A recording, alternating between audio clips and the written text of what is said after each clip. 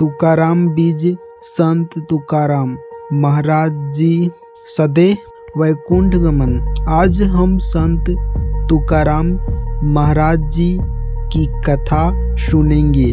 संत तुकाराम महाराज जी की भगवान पांडुरंग के प्रति अनन्य साधारण भक्ति थी।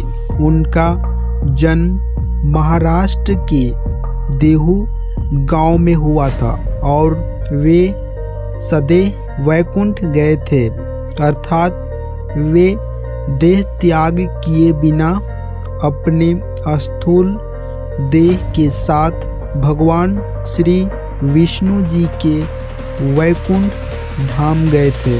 उनके वैकुंठ गमन की तिथि तुकाराम बीज के नाम से जानी जाती है।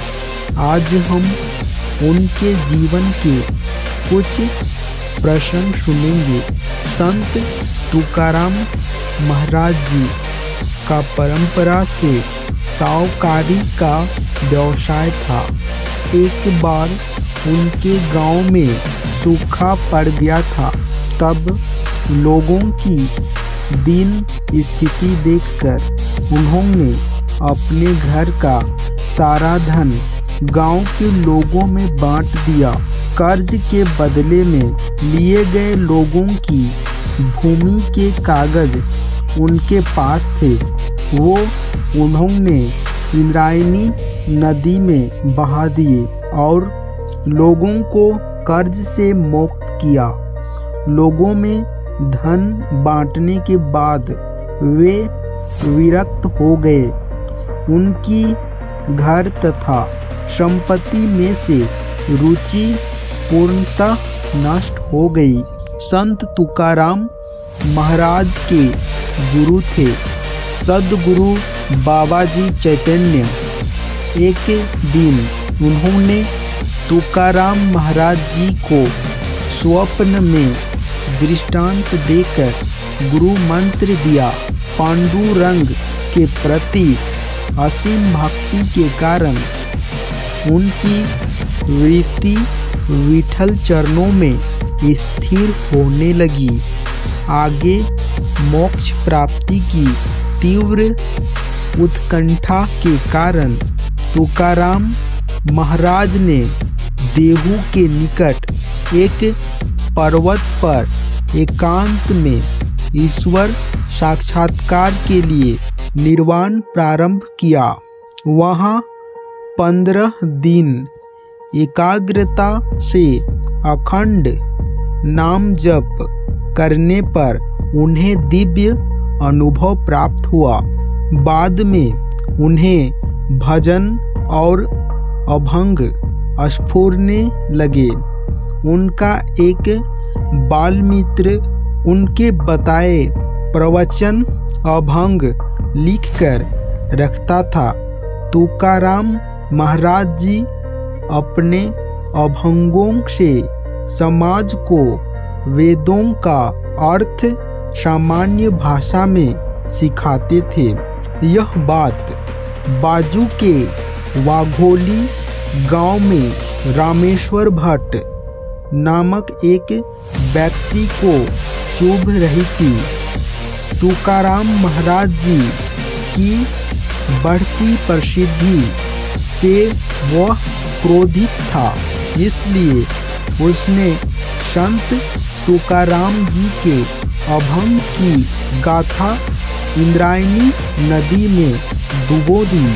इससे तुकाराम महाराज जी को अत्यंत दुख हुआ।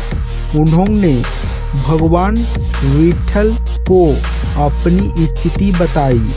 अपने बालमित्र से कहा, यह तो प्रभु की इच्छा होगी। ऐसे 12 दिन बीत गए। 13वें दिन गाथा नदी के पानी से ऊपर आकर तैरने लगी। यह देख रामेश्वर शास्त्री को अपने कृत्य का पश्चाताप हुआ और वे संत तुकाराम महाराज जी के शिष्य बन गए। तुकाराम महाराज जी भगवान पांडुरंग का नाम स्मरण कर अखंड आनंद की अवस्था में रहते थे। उन्हें किसी वस्तु की कोई अभिलाषा नहीं थी, केवल लोगों के कल्याण के लिए ही वे जीवित थे।